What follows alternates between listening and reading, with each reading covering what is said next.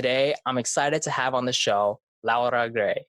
Laura Gray is an entrepreneur, happiness, inner peace, and spiritual life coach and intuitive energy healer based in St. Charles, Missouri. Originally from Amsterdam, she moved to sunny California at 19, ready to take on the world. With a clean slate, she reinvented herself, only to find herself stuck in a life that was clouded by limiting beliefs. After a couple of years of spiritual growth, she found happiness and inner peace that have transformed and inspired her new chapter in life, and she hopes to help those around her do the same. She does so by helping people deal with depression, stress, unhappiness, and anxiety through a refreshing energy healing coaching practice focused on making peace with our inner world and the world around us. Laura, it's so great to have you here on the show today. Yeah, thank you for having me. I'm excited to be here. Yeah, so Laura and we met as part of an online podcasting community. And when I got to learn a little bit more about Laura's life coaching and, intuitive energy healing practice, I just immediately related to it on a personal level, learning about your journey and understanding how, you get stuck in life throughout multiple points, given that there's this kind of societal narrative that kind of defines and shapes the unfolding of our own life experience. And, currently I'm even trying to unpack those certain life kind of those moments where I get stuck. And I think a lot of the world is currently experiencing that as well with the given pandemic, and people are just slowing down and reassessing their life at a very microscopic level and understanding, hey, there's been this energy that's been around me. There's been health issues. There's been a lack of substance or purpose to my life. And so people are really trying to understand that right now. But with that comes a lot of uncertainty. This time has brought so much uncertainty into our lives, and there's so much uncertainty that even lies ahead. So today I'm really excited to be talking with you to learn more about how you've, through your own journey, as well as through your practice, how you've gone about managing life's uncertainties. And so, kind of where I want to go ahead and start off with is, that first moment when you came from Amsterdam at 19, came here to sunny California, what were the expectations you had making that transition? And, I'm sure there was a lot of uncertainty that came about after just a couple of weeks and months when you made that transition. How did your outlook in life just change from moment to moment facing those uncertainties? Well, coming originally from Amsterdam to California, it was a very last minute unexpected move. I just actually dropped out of college in Amsterdam. And that kind of, I feel like, brings in with what you're talking about with the societal pressure, where we have this script of certain things we should do, you know what I mean? Like a narrative that we should follow, where it's okay, you get out of high school, you figure out what you want to do, you go to college, you get a degree, then you get a job. And I went to college and I was like, oh my God, I'm miserable. I think I was I would randomly start crying. I had just these episodes where, and I call them episodes, but it was really just these moments where for no reason at all in the middle of the day, I was just crying to my mom. I was still living at home at the time. She was like, why are you crying? And I was like, I don't know. I'm just really I don't know. I was just unhappy and I couldn't quite figure out why. And looking back now, I feel like I was a little bit depressed, and I wouldn't say depressed to the sense where I would need to speak to, you know what I mean? It was just more I was just really unhappy and unfulfilled with what I was doing. And so I was going to college for tourism management, not all what I wanted to do. And so I asked my mom, I was like, hey, how would you feel about me dropping out and just working? And my dad was the one, he was like, no way. And I get it now. Back then I was like, you're so terrible for not letting me just drop out of college. But he was like, I'm not just gonna let you drop out and work 10 hours a week at your minimum wage job and just hang out at the house and go party with your friends, which I totally get now in hindsight. But at the time, obviously I was 18. I thought it was completely unfair and unreasonable. But so I decided instead to go live with my aunt in California. So I have family in California. My dad's American and my mom's Dutch. That's why the dual citizenship, and that's why I'm out here. But I have family in California, and my aunt offered for me to live with her, and I could just go to school in California for just a semester. And it was supposed to be a gap year type thing where I was just going to take some fun classes, see what I wanted to do, figure it out, and then come back to Amsterdam. And so I went out there, started working at Starbucks. I started going to school, and I like really, really liked it. And I just Mm-hmm. realized that I didn't want to go back to Amsterdam at all. And so I ended up staying there, which I feel like it took me a while because for me, like the really big change happened from where I started seeing a way out of that and seeing a different way to do things. That didn't come until about maybe 3 years of me living in California. Because Mm-hmm. for a while there, I was very much still like going to community college, working my minimum wage job, like trying to figure out what I could do in terms of getting a degree and in terms of a career that would really make me feel happy and fulfilled. And I felt very, very stuck in that sense. So Mm, I feel like even though it was like an uncertain time, I still, in that period of my life, at least I still had that backup where it was like, okay, I'm still moving in with a family member and I'm still following the traditional narrative of like, hey, let's go to school and let's just go get a job. So I don't feel like it felt that uncertain at that point. It wasn't really until the past 2 years that I feel like life kind of like swept me up and really mm-hmm. took Mm-hmm. me for a turn. I met my fiance, we got engaged, we moved in together. Then we both decided we didn't like what we were doing with school. And we had the opportunity to move out to Illinois to try to start a business out in Illinois.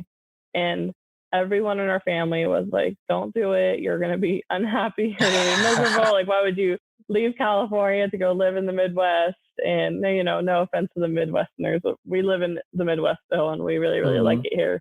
But everyone's like, why would you do that? You're going to be miserable. And like, you need to do the responsible thing and just stay in college. And I feel like that's the pressure a lot of people deal with is Right. like that, you know, like, why would you give up this thing that's certain? Why would you drop college now, even though you've been going for 3 years? Mm-hmm. But I just felt it like, and that's like a really big thing when you talk about uncertainties. It's like, what in life really is certain other than death? Right. It seems like, Mm-hmm. I feel like us talking about certainties almost is like a way for us to try and control things in our head. It's like, the way Mm-hmm. I compare it is, we freak out when we go fly a plane, right? We freak out when we go travel by air, but then whenever we get into a car, we have no worries. Like, it's, you Mm-hmm. know, it's such a normal thing, even though we're, I don't know the statistic, but maybe like 10 times more likely to die in a car crash Right. than we are flying in a plane. But it's just like this, like, it's this illusion, it's this false sense of security that we have. And we do the same thing with going to college and getting a job, getting a secure job, whatever it is. We have this false illusion in our head where it's like, oh, well, that's the secure option, that's the safe option, even though like you're just as likely to potentially get fired from, you know, a job that you're working at, Mm-hmm. or anything could happen in that situation. Like, where you think you Mm-hmm. have some sense of control, but you really don't. And so what I really learned with like dealing with uncertainties is just following your heart and using your heart as your compass to make decisions. And so that's what I did. I just followed my intuition. I followed my heart with coming out to Illinois, and that turned out to be the best decision we could have made. Things worked out really, really well for us. We're super, super happy. My fiance has a successful business. I have a successful business. So, and like ever since then, that's really, really just taught me to just always follow my heart and my intuition, no matter what I do, no matter how much it feels like, or people tell me it's the wrong choice, or people try to convince you that, you know, you're making a stupid decision or you're being irresponsible. I've just like, no matter what, I'm like, no, like, this feels right. This is going to make me the happiest. If it doesn't work out, then I'm okay with that. I'm just going to try again. And so far, it's always worked out. So, Yeah, no, I'm super glad to see that it's been working out, you know, with your entire coaching and energy healing practice. And like you were mentioning, it's really going to come from the gut. But I think some of the issues that a lot of the audience might be facing, and even myself included, is that, you know, like you were mentioning, the precursor to all of this is kind of that darker time when you're experiencing those darker emotions and trying to really unpack, what does all this mean? What is kind of the next step that comes from that? So you've kind of alluded to it already, but like, what were some of the healthy outlets, healthy ways for you to, you know, manage those darker emotions as you started to come to the realization that, you know what, maybe the simple answer is I just got to follow my gut, because that is, after so much time and practice, with these healthy ways, that this is what truly makes me happy. One of the biggest, because I feel like darker emotions are usually just fear. Like that really is, especially when Mm-hmm. it comes to uncertainty. It's just fear. And so when we have to make big decisions that are going to make big changes or have a big effect on our lives, we often get really, really scared. Mm-hmm. And the question I ask my clients, and the question I always ask myself too, is like, why does it scare you? Because Mm-hmm. usually it scares us because we really, really care about it. So, like Mm-hmm. right now, if I think about, I've been talking about starting my own podcast, and there's tons of programs I want to work on. I want to write a book. Like there's so much I want to do. When I Mm-hmm. think about those things, it makes me a little bit nervous because that's something I really care about. That's something I would really want to succeed in. And it scares me because Mm-hmm. what if I don't, right? There's something Right. there there's something valuable there for me to lose. And there's also obviously in the sense of like, yeah, if I go do something really dangerous, it scares me because I could potentially lose my life. And that's something I care about too. Mm-hmm. But when I think about applying for like an office job right now, that doesn't scare me. Like Mm-hmm.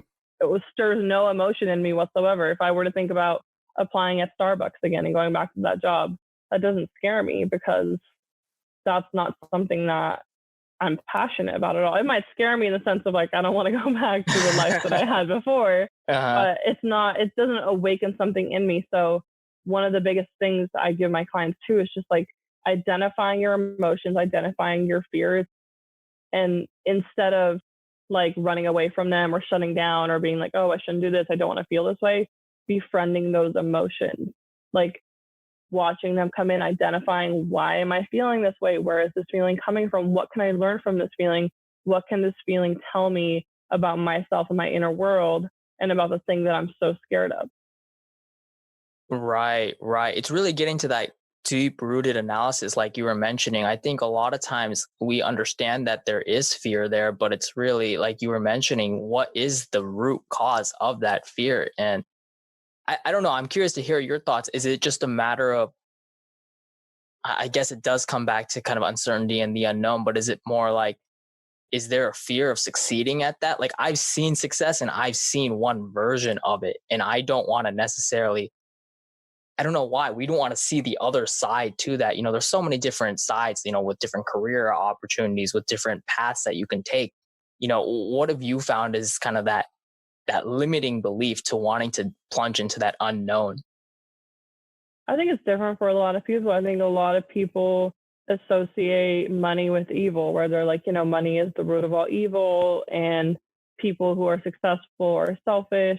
Whatever their limiting belief is, whatever their experience has been with money, that causes them to kind of have that block where they don't want to be successful or they don't want to make a lot of money. And like that is a huge thing that they talk about too in like a community of artists and like even very spiritual people who have these kinds of practices where it's like this belief of like, oh, we just want to help people out and we don't care about money, and we're like objecting against the society that we're in, and we're objecting against these structures and money Mm-hmm. and like the big dogs. And so they create this hatred towards money that really only causes them to suffer. And it's those limiting beliefs that blocks them. So I really think that limiting belief is going to look different for every single person, right? Like Right. somebody is going to have, like maybe let's say that you grew up with your father being really rich and successful, but as soon as he started making money, he didn't have time for his family anymore.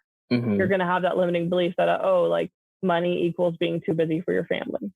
That's a limiting belief that could come up. Or, like I said, for example, you're going to see people that are really wealthy that are very selfish. And you're going to be like, oh, like people who are wealthy don't care about other people.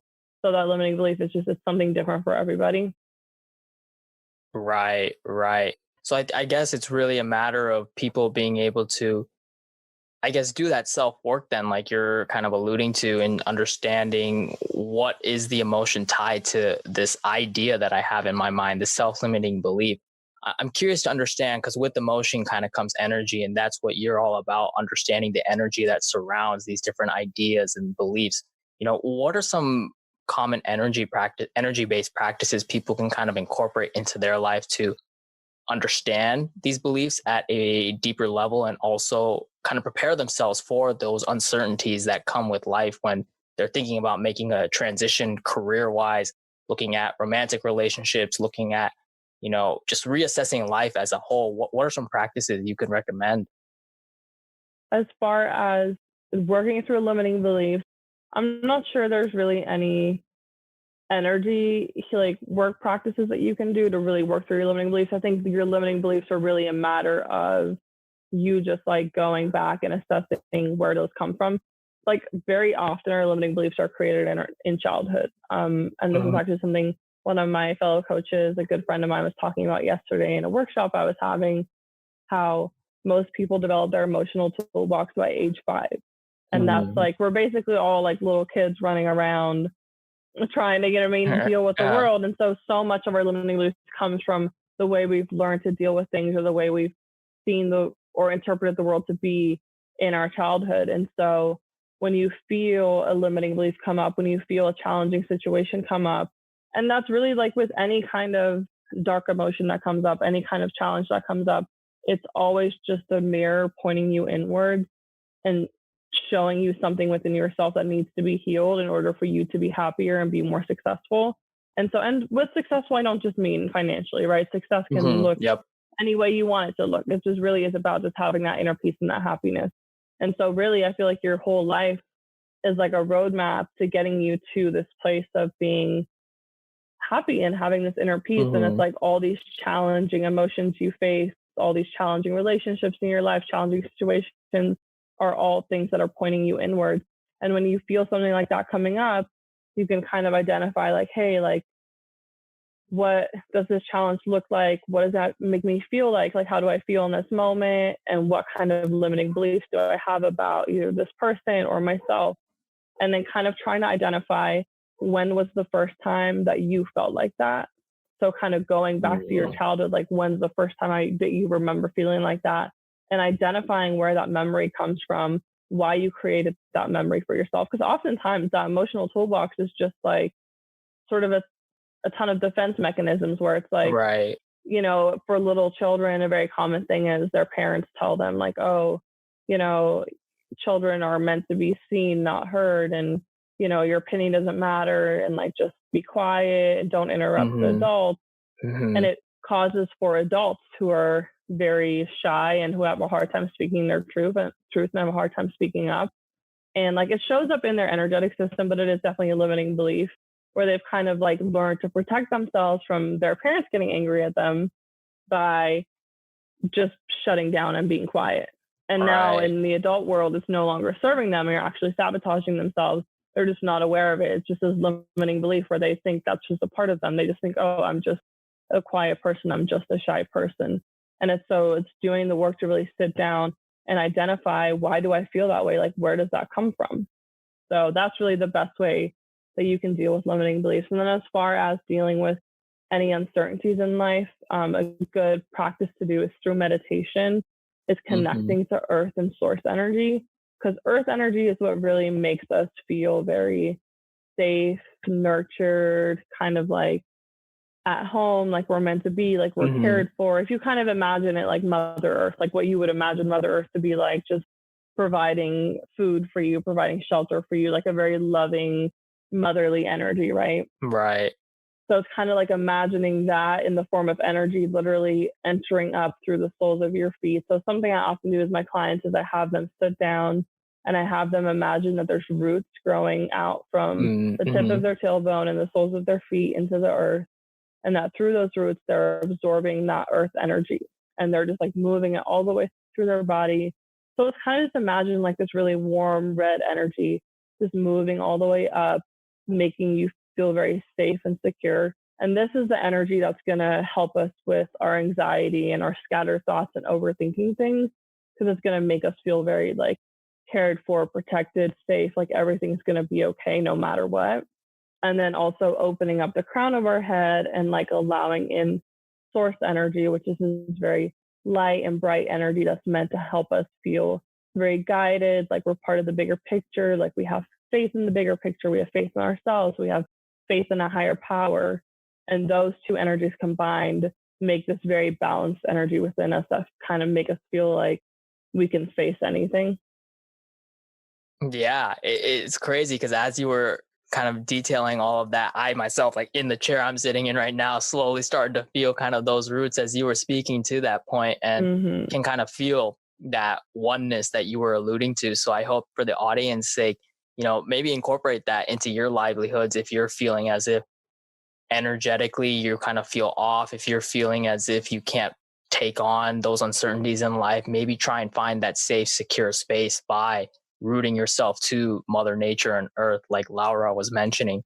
So, I can go on for hours with you, Laura. This is such an interesting topic, and it's just such a vast and expansive topic that I don't even think one episode alone can do justice to. Hmm. But, I want to be respectful of your time as well. So, I end off each and every single episode with this final segment called the 3 keys to relationships.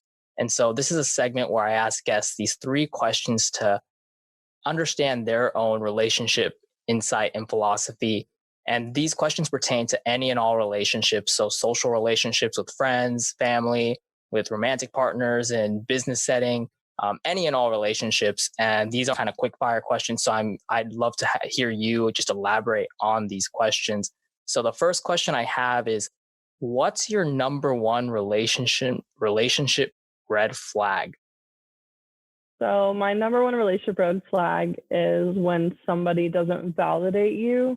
Mm, And this can be with like your emotions, with things that you believe in, things that you're passionate about. So really, I think the term gaslighting kind of comes up in our society nowadays yep. too, where, you feel a certain way and you express it to somebody and somebody's just saying like, oh, you're crazy, or you don't really feel that way, or you're just lying. So that's a really, really big red flag, because I feel like it's absolutely possible, right? Like you might be feeling a certain emotion or you might be feeling a certain way about something. And like, let's be real, maybe it is a little bit crazy. Maybe, Hmm. it's not, maybe you're not being very healthy in that relationship, but for somebody to disregard and not want to acknowledge your feelings, that's a really, really big red flag.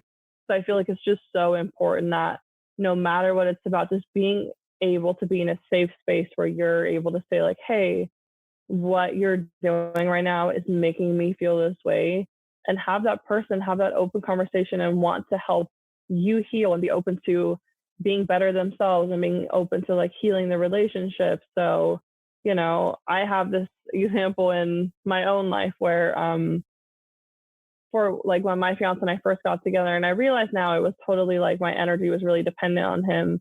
But whenever he would leave, like for a 3-day trip, I would like not be able to stop crying. And I could Mm, objectively think, I would like look at myself and be like, you're being insane, like you're being really crazy. But like emotionally, I just couldn't stop crying. And it was the weirdest mhm, thing.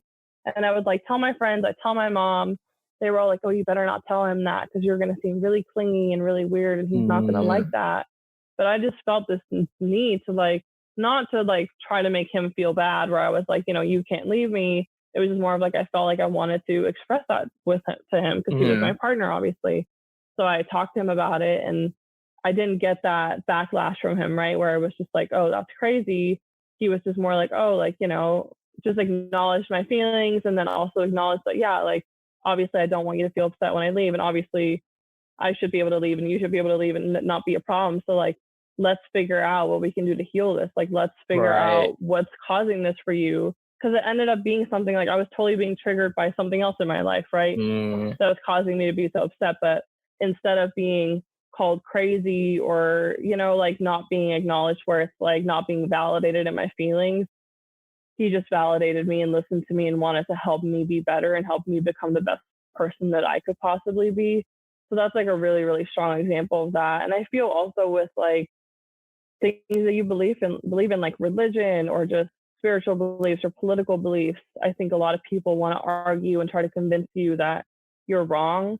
But there's right. so much power in being with a partner or just having a relationship with a friend or family, whoever, that listens to you, that validates you, that respects your opinion, that makes you feel like what you have to say is important and it's valued, and they're not judging you for that. And really just wants to like build on that connection and maybe learn from you, and maybe they can grow, or maybe you can grow, and like being that support system for each other. So yeah, really when somebody tries to invalidate your feelings or your beliefs, Mm, that to me is like the biggest red flag.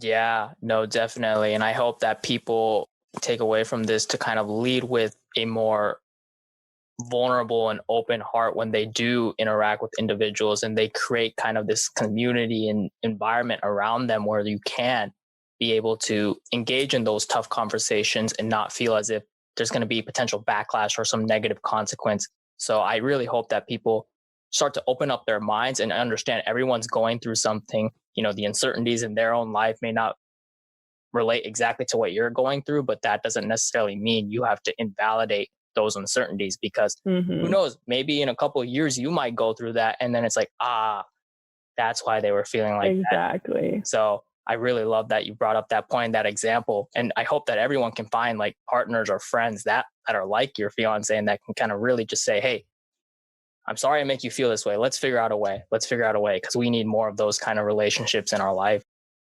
And so the second question I have is, what's the most kind of a converse, what's the most underrated quality in relationships? It's kind of, I guess, in a way similar to what we're talking about with openness, but I think the most underrated thing is being able to be brutally honest with somebody and like Mm, sometimes in the sense of like the nitty gritty. And I was definitely thinking like also romantically in this relationship. I feel like so many people, it's a societal thing. Like there's certain things that are taboo. You just don't talk yeah. about them. You're just not open about it. And it's that way with friends and family and with your partner. And obviously there's certain things you don't want to talk to certain people about, and you have to set your own boundaries for that, and you have to find something you're comfortable in. But I think about like intimate issues where I'm such an open book and I like share everything with my partner. I share everything with my friends. Like, you know what I mean? I like to be able to talk about things honestly. And when people, I think a lot of people in relationships are like, oh, you would tell your fiance about that? Or like, Mm-hmm. I think I hope this is not too TMI. Like, I don't think it is, but, women who don't tell their partner when they're on their period, who are like, oh, they just have an off week or they don't say anything and their Mm-hmm. partner doesn't even know because they are too like grossed out by telling them. And Mm-hmm. I definitely think that's a limiting belief and it's like a Yeah. taboo Yeah. that's been ingrained on you. But I think it's such an underrated thing in a relationship to just be brutally honest with each other and just have that real raw openness. Like it really, really brings you closer together. It's such an awesome thing to be able to discuss those things with your partner with absolutely no judgment, no shame, and you can just Mm-hmm. laugh about stupid things together. You don't All have to worry right. about feeling embarrassed or ashamed. Like that should be the person that you can really fully be open with and be yourself with. So I think that's something that's really underrated by a lot of people, but it's such an awesome quality to have in your relationship. Yeah, definitely. I mean, I think it's just like, look at your closest relationships right now and think about all the dumb stuff you brought up in conversations with those people, and imagine what that relationship would be like without those moments. And then it's like, okay, new relationships you're seeking out, you're going to miss out on that, beneficial quality. So brutal honesty, yeah, it's a tough line to manage because of the societal narrative like you were mentioning and taboo topics. But if you want that authenticity, and that's what this entire podcast is about, just being able to lead authentically within and with intentionality when it comes to our relationships, it really opens up the gateways towards a truly special relationship that I think all of us crave, but maybe some of us don't realize those self-limiting beliefs that maybe it's because of those beliefs we're blocking ourselves from experiencing those relationships. So Absolutely. And I think too with like kind of a red flag too, it's like when mhm. you enter into a relationship with somebody and they make you feel shame for opening up Mm, about those things because of their limiting beliefs. Like that's just showing something unhealed within them and some kind of like societal thing that they have going on and some kind of limiting belief that they have going on. And you shouldn't have to settle for that. You shouldn't have to be in this position. Like I remember I had a friend who like her boyfriend was like, you better, like, you're not allowed to ever fart in front of me. If you fart in front of me, I'm breaking up with you. And she put up with it. She like stayed with him for it. She was like terrified and like refused to ever fart in front of him. And like, I'm sorry, I hope that's not no, inappropriate for no, your no, no, podcast. no. But it was like insane to me. I was like, and I know people are really like that. And to me, that's a huge Mm, red flag too. It's like you should be able to not have to like reserve such a human part of yourself just because it's considered this weird or like not okay, taboo thing. Like you should be able to Mhm. have that openness with your partner. Yeah, exactly. I mean, those are the best memories you have. Sometimes it's those little insignificant kind of Uh-huh. quote unquote taboo kind of experiences or topics where it's like, oh, those are the most fond memories. And that's where the relationship, those are the cornerstone of, pivotal moments in relationships. So I completely agree. And so the third and final question in this segment I have is, if you had to, or if you already do have, what would you say is your own mantra or slogan for relationship management? And so I can give a little bit of context. So this podcast, it centers itself around the idea that we don't make relationships, but we don't make relationships, but we make relationships better. So I'm curious to understand kind of what your own relationship slogan or mantra would be. Really, it's just to be kind to one another. I really don't believe in like yelling, insulting one another, saying hurtful things to each other. Like if like I no matter what, I don't feel like there's anything that could really warrant that kind of reaction. And if somebody does something to you that is so upsetting that you would really like it would warrant you screaming at this person, then maybe you should reconsider that relationship. So I think Mhm. generally like it's very common in our society and relation couples will scream at each other or they'll cuss each other out or like when they're angry they'll say whatever they can to like hurt or offend the other person or whatever it is, right? Like we're very like aggressive and we get into that fight. And I really don't believe in that. I just believe in like having that basic kindness and respect for each other.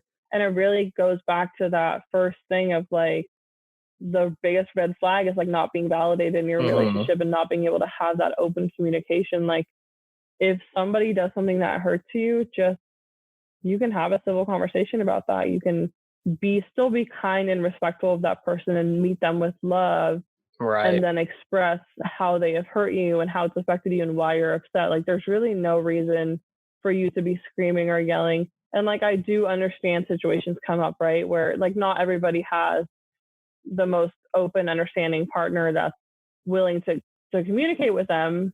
But Mhm. in that kind of scenario, you have to really assess like, is that fair to you? Because if you're approaching someone and being like, hey, like what you said really upset me for this reason. I don't know if you meant it that way, but I just kind of wanted to talk about it and work through it. Mhm. Like you deserve a partner who's going to meet you with respect and kindness there and validation and who's going to say, I'm so sorry I made you feel that way. That was not my intention. Like, what can we do to prevent this from happening in the past? Either I can change my behavior or maybe you can change your perspective of it. You know, you can decide together what needs to happen. And if you do open up like that and you kind of have this response of like, well, you're just being crazy, like I said, like not being validated, Mhm. then yeah, obviously that would really upset you and maybe warrant you Right. to like want to yell at this person and kind of shake them and be like, why aren't you listening to me? Sorry, and getting really upset. But again, that's like that red flag where you then kind of have to reassess whether that person is ready to be in a relationship with you, whether that's a healthy situation for you. Because I feel like in a really truly healthy relationship, you should not have to yell at each other. You should not have to Mhm. hurt each other. You should be able to have that safe place with each other where you can just be really kind and respectful and just loving even when you are feeling upset. Yeah. Yeah. I think, yeah, all of these questions kind of really highlighted some key themes that you were mentioning, Laura, with openness, kindness, being brutally honest. Those are some of the key tenets towards great, authentic relationships. And so I'm really glad that you brought all those points up. And I hope that the audience can kind of incorporate those into their lives or emphasize those even more in their current existing relationships and relationships that they seek out. And so, Laura, this has been absolutely wonderful. I'm super excited to see where you go ahead with your coaching practice and intuitive energy healing practice with all of your clients. And, I'd love to see you, establish a podcast yourself and, release all these books. I myself, I'll put it out there. I was so apprehensive in terms of starting this podcast. So I know exactly, the kind of feeling and place where you're at, but I'd be really, really excited to see where you go if you establish a podcast and, you know, I'd love to have you back on the show and talk about so many other different topics because, this idea of energetic healing and being at one with the earth is so vitally important for the growth and development in our livelihoods and our relationships. So, this has been absolutely wonderful. And I hope that you enjoyed this conversation, Laura. I did. Yeah. Thank you so much for having me. And I would love to come back and, like you said, delve a little bit deeper into energy healing and kind of talk about that. I think that'd be really interesting. Hey everyone, my name is Shadman Rahman, and thanks for tuning in to my YouTube channel today. I hope you found this episode of the Between Us podcast enjoyable, and that you're walking away feeling entertained, inspired, and/or motivated. If you particularly enjoyed this episode, please go ahead and smash the like button down below and leave your thoughts in the comments section. And if you'd like to go ahead and keep up with the podcast, go ahead and follow our social media. And please go ahead and subscribe to the channel and turn on the notification bell. So that way you can find out about new episodes as soon as they're released. Until next time, everyone, take care, and we'll see you all in the next episode.